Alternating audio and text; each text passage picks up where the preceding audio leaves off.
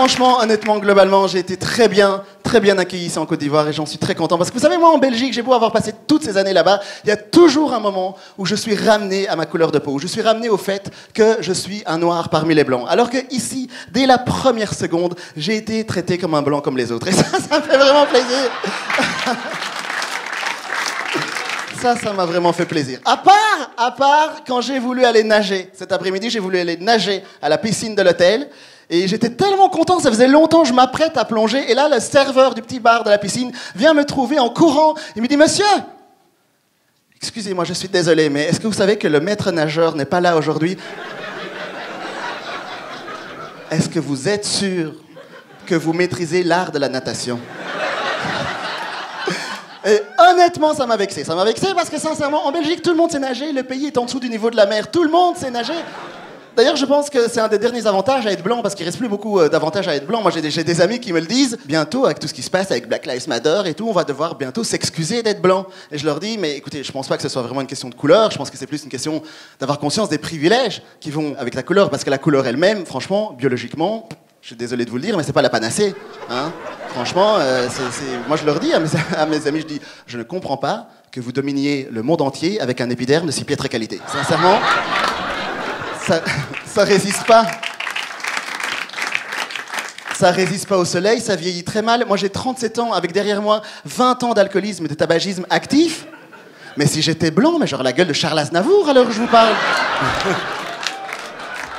Et de Charles Aznavour aujourd'hui avec les asticots et tout. Moi j'en parle aujourd'hui. Moi j'en parle avec des potes, je leur dis, mais t'imagines si c'était les blancs qui devaient traverser la Méditerranée au péril de leur vie et marcher jusqu'ici, mais la gueule qu'ils auraient en arrivant. Tout l'enjeu, ce serait de trouver des passeurs avec de la crème, ils seraient là, il n'y a pas de Nivea, on va tous crever Suzanne, on va tous crever. Et merci de m'avoir écouté les amis, merci beaucoup. On a une réputation de fou dans le monde entier, les Rwandais. Je suis allé à Amsterdam, à l'aéroport. Bon, déjà, tu te tapes le douanier, vu que, bon, tous les humoristes du monde ont un sketch sur les douaniers. C'est pour te dire à quel point c'est des phénomènes, les douaniers. Dans quelle école ils vont? Dans quelle école est-ce qu'on t'apprend à prendre le passeport de quelqu'un? Tu dis, Monsieur Hervé. Oui. Est-ce que c'est vous? Non, c'est... Et vous allez où? Kigali. Kigali, Rwanda? Non, Kigali, Canada. Pourquoi tu poses des questions débiles comme ça? Tu es là, je suis là, tu m'as vu, tu l'as lu. C'est quoi? Et puis juste après, je vais au duty free. Bon, parce que le cachet, on te le donne rapidement. En Europe, quand tu rentres chez toi, le cachet, on te le donne très très vite. C'est un nègre en moins. Ouais. Et puis j'arrive au duty free, et puis il y a une femme qui est là-bas qui fait « Excusez-moi, j'ai cru comprendre que vous venez du Rwanda. » J'ai dit « Oui. » Elle fait « J'adore les gorilles. » C'est très très bizarre. C'est très bizarre. En fait, le Rwanda, il attise les passions comme ça. Il attise les passions. Mais j'ai vu un truc que nous avons en commun, vous et moi, là. C'est qu'à un moment dans votre vie, à vous-même là, ici, à un moment dans votre vie, vous pensiez que vous parliez français. Je parle des Ivoiriens. Mais en fait, non. Nous aussi, on a vécu ça. Parce qu'on a une particularité de ouf en Afrique. C'est que dans notre jeunesse, nous avons appris à parler français de la part de gens qui ne parlaient pas français. Et ils t'apprenaient des chansons qui n'avaient ni queue ni tête. Et qu'il fallait répéter comme lui, sinon il a te tapé. Ça a donné lieu à des scènes magiques. La tête, les épaules, la tête, les épaules, les genoux, les pieds. T'inquiète pas, c'est pas contagieux. C'est pas contagieux. C'est pas contagieux parce que maintenant je sais que ça, c'est pas mon genou. Je le sais. Et nous, en Afrique, le Covid, pour nous, c'est rien du tout. Nous, on a eu d'autres problèmes. On a eu le français. On a eu le français. Des chansons de ouf. Les oiseaux qui sont dans l'eau, nage, nage, nage. Les oiseaux qui sont dans l'eau, nage comme il faut. Les grands et les petits, nage, nage. Les grands et les petits, nage comme il faut. Moi, j'ai un de mes cousins au pays. Depuis qu'il était adolescent, il a décidé que lui, sa femme, doit être une Française. Française. Moi, je suis burkinabé, frère. Il a décidé que sa femme doit être une Française. Où est ton problème? Donc, le mec, tout le temps, il est assis à la cafétéria de l'Institut français. Dès qu'il voit une blanche rentrer, le gars, il est dans tous ses états. Il n'y a pas longtemps, il était assis calmement. Effectivement, il y a une belle blonde, super ravissante, Brigitte, 87 ans.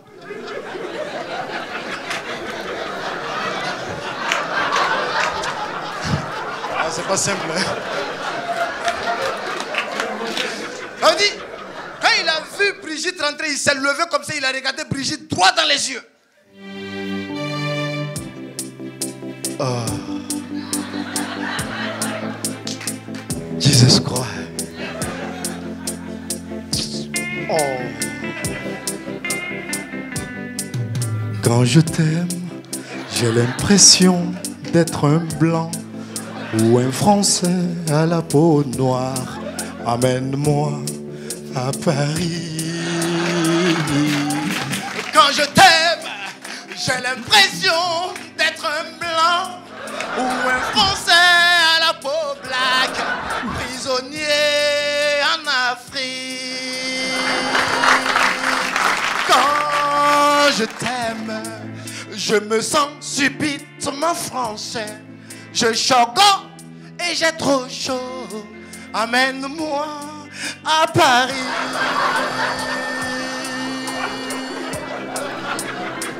Brigitte la regardait droit dans les yeux. Mais écoute-toi, Rasta, je te vois venir. Toi, tu veux les papiers. Mais je suis désolé. En réalité, je suis tunisienne. C'était Moussa Petit Sergent, je vous remercie.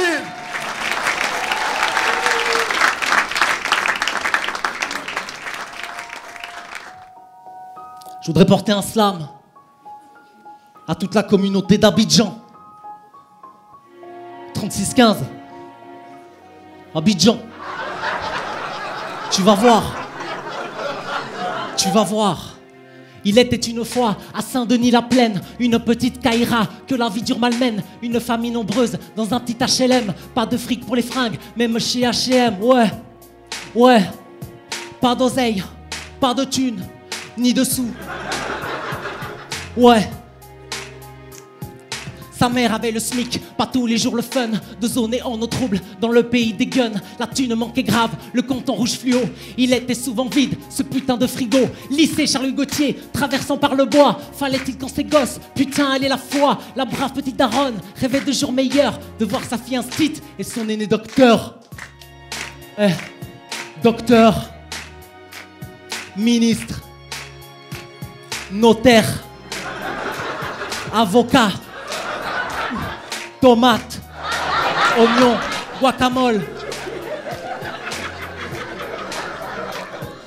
Un jour frappe à la porte, un huissier en costume. Il réclame un pactole et les laisse sans plume. Sur décision d'un juge, la garde est retirée. Les gamins éplorés se retrouvent en foyer. La petite Kaira, ayant tout découvert, pique à un iPhone 10, plus forfait SFR. Il emprunta de la thune au dangereux Kader et il localisa la position de sa mère. Le soir, devant C8, la famille réunie fêtait dans l'allégresse. La famille réunie, la mère eut à nouveau des problèmes de blé. Adieu mes chers enfants, on va vous recaser. Les enfants furent placés chez un riche proprio qui voyageait souvent entre Londres et Tokyo, mais toujours en attente de son remboursement. Le dangereux Kader débarque après mort. Eh mec, je vais te rendre ta thune, hein, je te jure. En ce moment c'est chaud avec ma daronne là. Ah, je te jure, je vais te rembourser. Tu sais que tu fais avec ce flingue là. Ah, je te jure, je vais pas d'embrouille hein. Il relève à ceci. Oh putain, j'ai un blanc. Je sais plus ce que je devais dire. Oh putain, c'est la merde. Je viens de niquer mon slam. Je sais plus ce que je devais faire. C'est tout pour moi, merci. Bonne soirée. Pour avoir un bon son, il faut un bon matériel.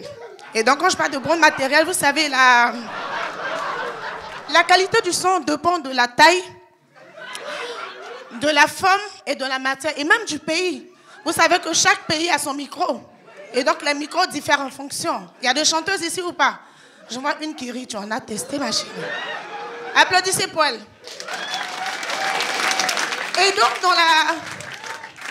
dans la pratique de mon métier, je suis allée en Chine. Il y a le ministère de la Culture chinoise qui m'a invité en Chine pour aller tester les micros des Chinois. Je vous dis, les gars, pour ceux qui ne sont pas encore allés en Chine, les Chinois sont forts.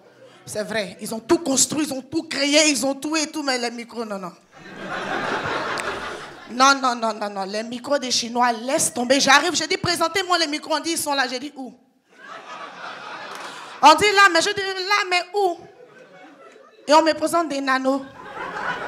Je dis, attendez, je ne vais pas chanter dans un micro que je risque d'avaler.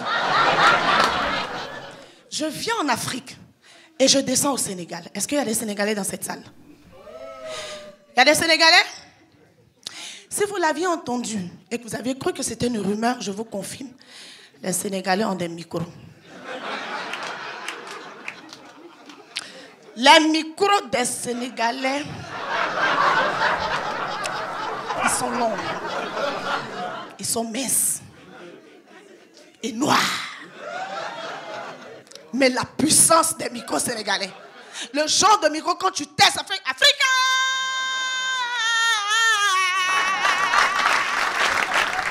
Je me suis tout le temps posé la question de savoir, mais pourquoi les Sénégalaises crient quand elles chantent? Mais c'est la puissance du micro en fait. La capacité, la qualité, c'est-à-dire quand une Sénégalaise attrape un micro, c'est-à-dire quand elle les tient là, comme ça, comme je le fais là, mais c'est toute la voix de l'Afrique qui est tendue à travers les nez, et pas dans les câbles. Non, les Sénégalais, franchement, bravo. Au Sénégal, tu peux avoir 4-5 chanteurs sur un seul micro, ils gèrent. Ouais. Les Blancs adorent les problèmes. C'est comme si partout où il y a les problèmes, ils foncent, problème, ils foncent. Non, maintenant c'est ici, ils foncent. Pourquoi vous aimez les problèmes?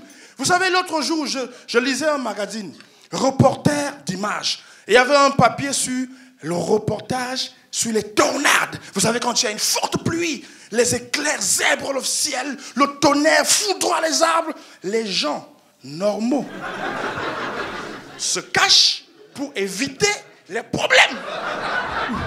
C'est toujours là qu'il y a un blanc qui prend son appareil photo. Il veut filmer les éclairs et il fonce vers les problèmes. Pourquoi vous aimez les problèmes? Pourquoi? Non mais déjà un blanc face à un policier, il donne ses papiers et il discute. On ne parle pas avec ces gens. Tu ne parles pas avec un policier, il discute, après il s'en va. Alors qu'un noir, face à la police, pire, police des blancs chez les blancs. Même s'il a les papiers, il fuit d'abord. Non. C'est pendant qu'il est en train de fuir comme ça, il se rappelle, il se dit, okay, j'ai les papiers. Pourquoi je fuis? C'est parce que le réflexe normal face au danger, c'est de fuir. Merci. Les Blancs adorent les problèmes. Je vous assure. Vous savez, chez nous, on est né là. Il y a des endroits où on n'y va pas. Parce que nous, on sait que c'est pas bon là-bas. C'est pas bon du tout. Mais il y a toujours un blanc qui débarque chez toi. Tu lui dis, faut pas aller là-bas. Il te dit, oh putain, j'ai payé une blinde pour un safari. Vos superstitions africaines, je m'en bats les couilles. Et il prend son appareil photo pour aller filmer des papillons. Et il finit par être kidnappé. Pourquoi vous aimez les problèmes?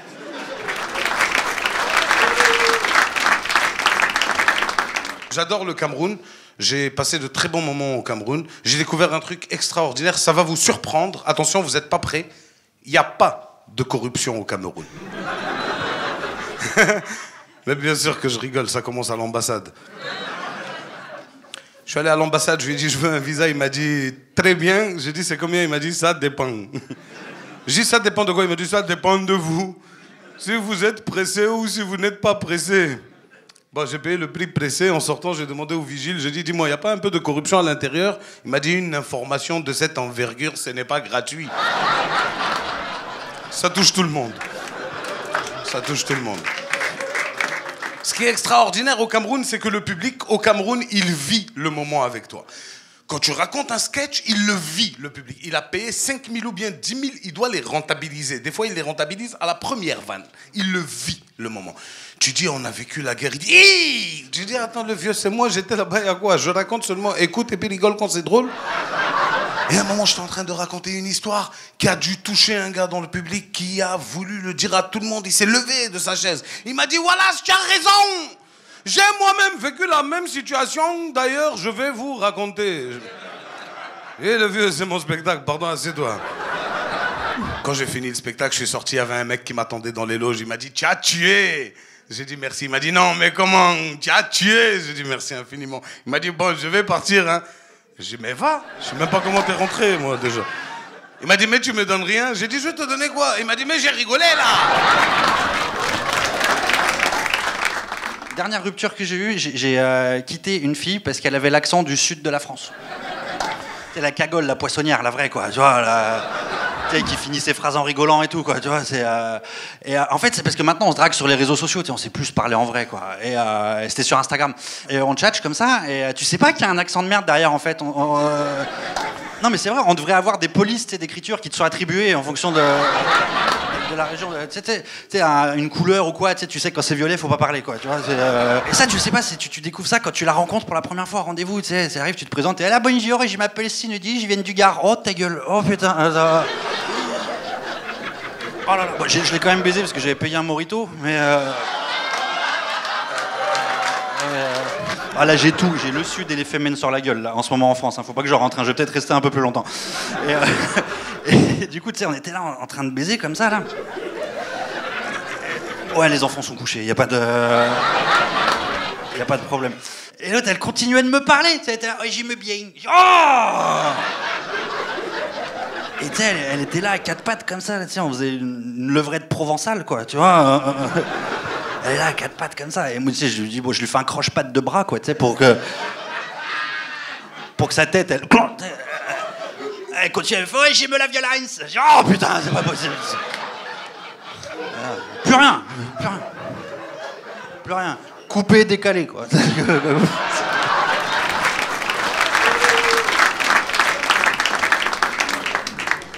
Il y a un truc que j'adore chez les femmes, c'est leur hypocrisie. Les femmes sont tellement hypocrites que, enfin, quand ça simple, tu es vraiment laid, c'est tellement laid qu'on a envie de prier pour toi. Et tu as une grosse tête, mais quand tu es riche, ta laideur disparaît. La femme va te défendre auprès de ses copines. Oui, Jean-Jacques, c'est vrai qu'il a une grosse tête, mais moi je trouve qu'avec sa tête, il a toujours des bonnes idées, il trouve toujours une solution à tout. Chaque fois, il n'a pas besoin de beaucoup réfléchir, tout ça. Tu as un gros nez, tu es riche. Elle va te défendre. Oui, c'est vrai, Eric, il a un gros nez, mais il n'a pas de problème de respiration. Déjà au lycée, il était premier en athlétisme. Son rythme cardiaque est normal, tout ça. Une grosse bouche.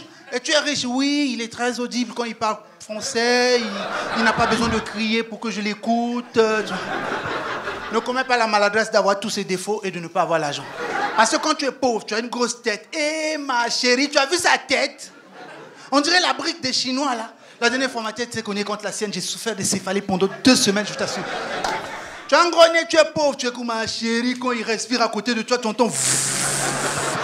On dirait le tuyau d'échappement d'une Range Rover. Je t'assure, la dernière fois, je lisais ma Bible, j'étais sur Psaume. Quand le gars respire, ça feuillette. En même temps, ça m'amène à Apocalypse. Je sais pas comment. Pourquoi vous aimez regarder les séries novelas? Pourquoi? Quand on a fait épisode aujourd'hui, là, en fait, ce qui s'est passé hier. Je ne sais pas pourquoi on fait rediffusion. Et si jamais dans ce qui s'est passé hier, ils ont tué quelqu'un, c'est-à-dire on remonte avant de faire l'épisode d'aujourd'hui. Tu vois ma maman qui dit non, faut pas causer avec lui, c'est lui qui t'a tué hier là. Non, cache-toi, fou. Comme c'est prévu, il va mourir, tu attends pas. Oh, pourquoi vous êtes bêtes comme ça? Pourquoi on ne vous parle pas? Quelqu'un t'a tué hier, tes parents ont fait funérailles. Aujourd'hui encore il va te tuer. Tu penses que l'argent en ramasse? Et si malheur pour toi, tu dis à ta maman, c'est un film, que c'est un scénario. Bon, ma grande sœur a essayé. Ça fait 3 semaines que son âme repose en paix. Amen.